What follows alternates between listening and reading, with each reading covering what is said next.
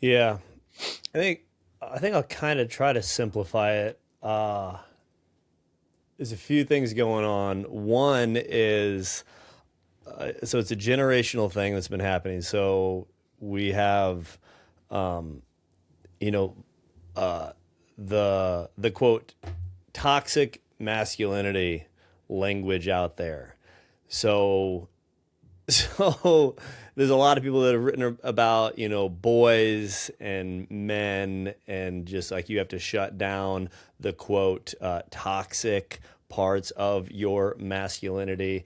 And so basically, we've domesticated, well, Aslan certainly, but domesticated man, and this I don't want to be that. So this fear of like that, all that stuff. So we throw the baby out with the bathwater. This kind of cultural language around the aggressive parts of masculinity are bad. But I think it starts really in the home from a young age. So oftentimes this nice guy syndrome was first written about, I think, in the 80s.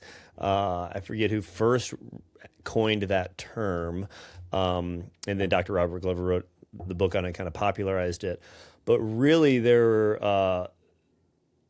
as a sort of rejection of their father, and maybe it was 60s or 70s is when they started seeing it come to light, where they didn't want to be like the World War II generation, like that, completely cut off from any emotion. So they reject kind of the fighting part of the masculinity, and chose to basically go the complete opposite direction of that.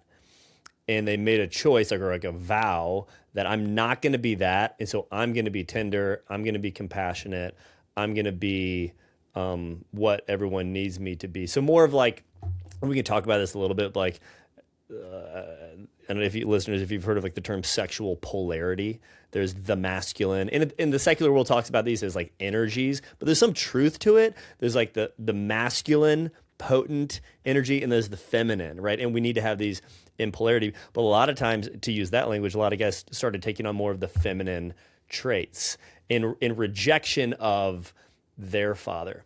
And then what happens there? There's this there's a cause and effect. But then now they're kind of the nice guy, and then their sons end up seeing their fathers as the nice guy, and they kind of take on those similar traits. Or their son can turn into kind of a macho jerk in rejection of that. But underneath all of it, there's like two ends of the spectrum: the nice guy and the macho jerk.